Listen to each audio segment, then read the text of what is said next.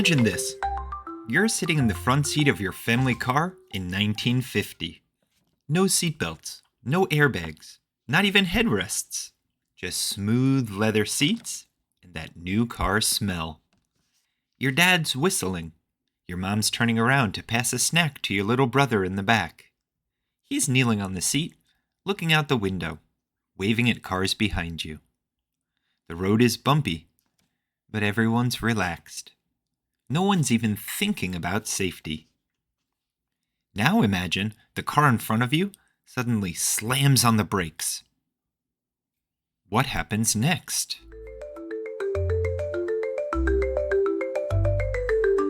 Welcome to the first episode of What Did We Do Before? The show where we dig into history to find out how people managed before the inventions that changed everything. I'm your host, Bryan, and in today's episode, we'll answer the question, what did we do before seatbelts?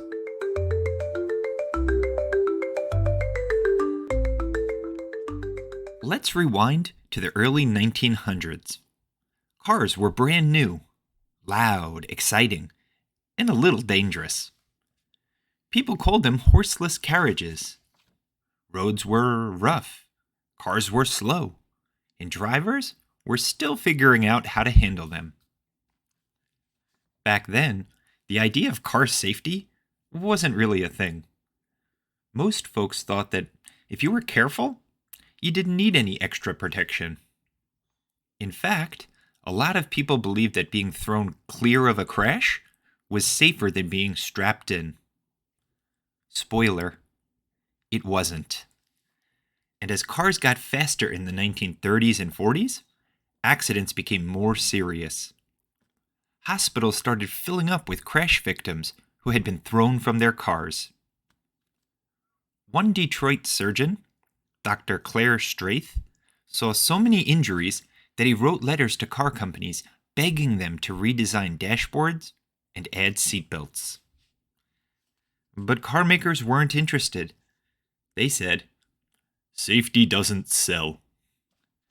People wanted style, big chrome bumpers, rocket fins, and pastel paint.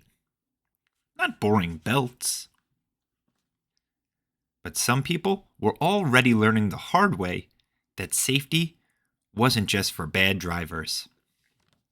In 1955, race car driver Jim Hall had a terrifying crash on a Texas racetrack. His car flipped and rolled, but he walked away. Why? Because he had strapped himself in with an airplane-style harness. Other racers noticed. They started wearing belts too.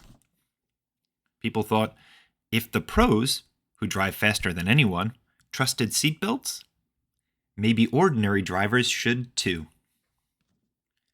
But still, most car companies didn't care. It would take one brilliant engineer to change all that.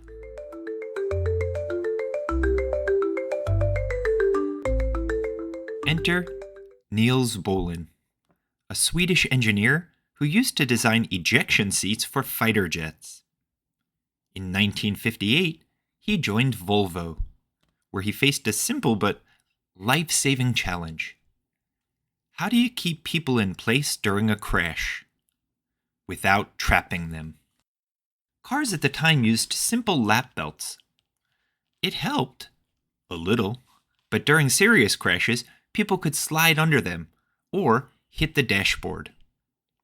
Bohlin realized the solution wasn't just about strength, it was about geometry. He designed the three-point seatbelt, one strap over your shoulder, another across your waist, meeting at your hip. It held your body in the strongest spots and could be fastened with one simple click and unfastened just as quickly. Volvo installed it in every car starting in 1959. And instead of keeping the patent secret, they gave it away for free. They said, some things are too important not to share. That one act, a simple invention, shared freely, would go on to save more than 1 million lives a year. It took time for the world to catch up. Many drivers refused to wear seatbelts. Some said they were uncomfortable. Others thought they didn't look cool. But studies kept proving the same thing. Seatbelts worked. By the 1970s, most countries required them in every car. By the 1980s, it was the law to wear them. And today, nearly every car on the planet, from a tiny hatchback to a space-age electric vehicle, uses the same basic design Bolin created more than 60 years ago. A single invention that doesn't just protect you, it connects you to a history of millions of lives saved.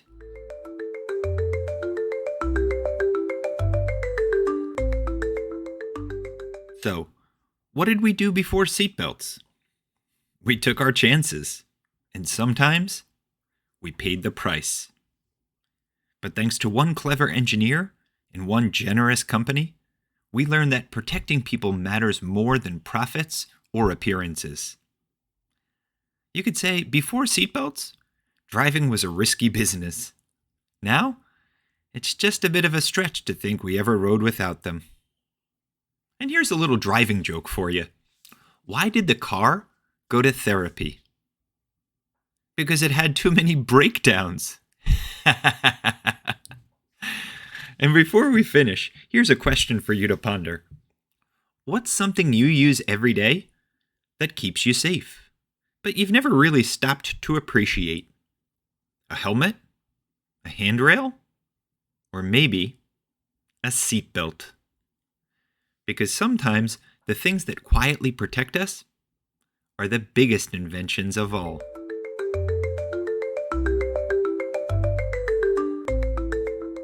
Next time on What Did We Do Before? We're rewinding to a time before instant streaming, binge watching, and endless choices. What did we do before Netflix? Get ready for a story about movie nights, mailboxes, and the red envelopes that changed how we watch everything. Until then, stay curious, stay safe, and don't forget to buckle up.